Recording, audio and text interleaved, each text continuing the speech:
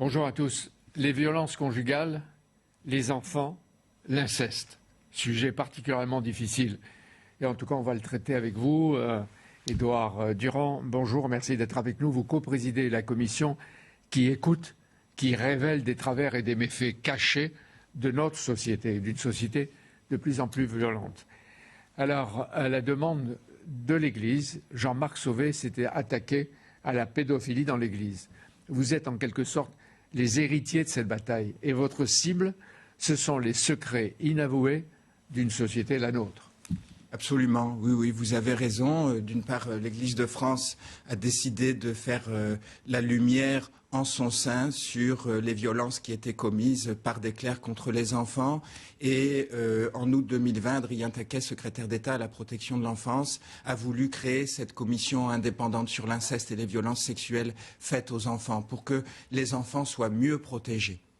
Et alors, l'inceste, j'ai l'impression que désormais, il est appelé par son nom, l'inceste. Et ce qui est nouveau, me semble-t-il, c'est que vous mettez des mots sur un phénomène qui a une ampleur insoupçonnée. Et on va s'en rendre compte avec vous. Combien sont concernés par les violences déjà dans les couples? Alors, nous savons, s'agissant des violences conjugales, qu'une femme sur 10 est victime de violences conjugales. Et pour la commission de l'Église, Jean-Marc Sauvé a fait réaliser une grande enquête en population générale qui est venue confirmer ce que nous savions déjà, que une personne sur 10 dans la population française a été victime de violences sexuelles dans son enfance. Ça fait des chiffres énormes. Ce sont des chiffres absolument considérables. Nous pouvons dire qu'au moins 160 000 enfants chaque année en France sont victimes de violences sexuelles. Ce sont des chiffres absolument considérables. Ce sont des filles surtout. Ce sont des filles majoritairement, mais des garçons aussi. Les agresseurs s'attaquent aux enfants qui sont des personnes vulnérables, des filles le plus souvent, mais aussi des garçons. Et la dénonciation publique de l'inceste a lieu aujourd'hui. Elle revient même périodiquement. Mais pourquoi on ne l'a pas fait plus tôt? Puisque ça concerne 160 000 enfants par an. Je dirais que progressivement, c'est sédimenté dans la conscience collective la compréhension de l'extrême gravité de ces violences sexuelles. Non seulement de leur gravité, mais de la responsabilité que nous avions à protéger nos enfants. Vous vous souvenez qu'à la fin des années 80, Eva Thomas publiait son livre Le viol du silence, et sur un plateau de télévision comme aujourd'hui, on banalisait, on minimisait, on faisait comme si ce n'était pas grave. Et puis d'autres livres ont paru et des affaires ont choqué l'opinion publique qui a dit « il faut changer ». Il y a eu des plaintes, il y a des plaintes. Avec quel résultat?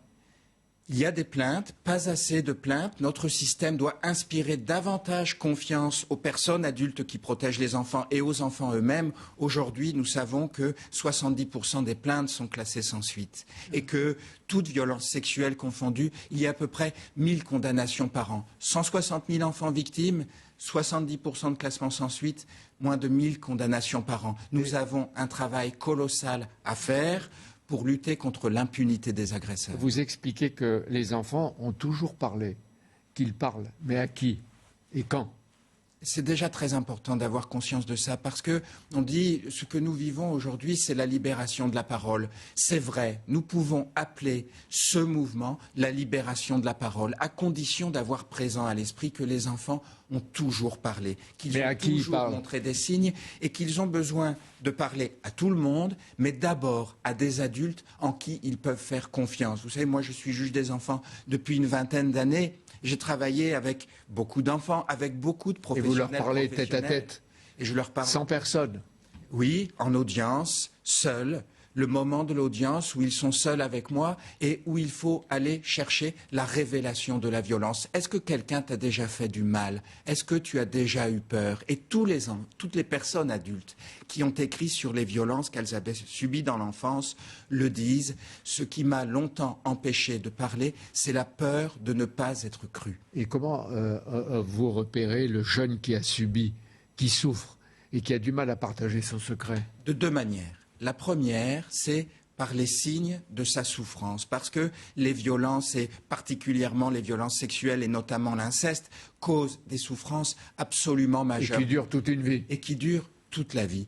Et cette souffrance se voit dans l'isolement ou au contraire l'agressivité, dans l'impossibilité de se concentrer, de jouer avec ses camarades. Ça, c'est le repérage par les signes, la souffrance. Mais il y a aussi ce qu'on appelle le repérage systématique. Ouvrir des espaces, particulièrement à l'école, où on va parler de la violence, de la maison. Dans le meilleur des cas, parce qu'il y a une gamine de 14 ans qui s'est pendue, Dina, à Mulhouse, parce qu'elle parlait à personne, ou peut-être à ses parents, mais sans effet. Le lieu de l'inceste, c'est la maison, c'est la famille.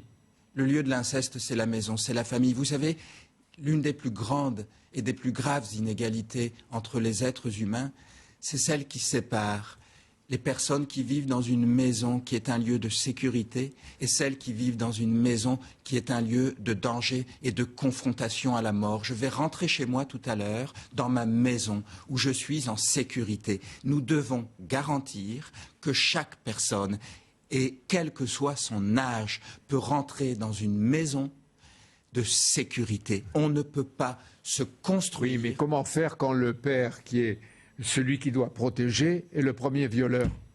Oui, c'est très important d'arriver à comprendre que ce travail sur la lutte contre les violences, que j'appelle les violences de l'intime, les violences de la maison, est aux frontières des grandes libertés individuelles et de l'ordre public. Pour ça, je le redis, il faut aller chercher la révélation de la violence. Il faut croire l'enfant qui révèle des violences et le protéger immédiatement, parce qu'un enfant qui révèle des violences et qui n'est pas protégé perd confiance dans le monde des adultes.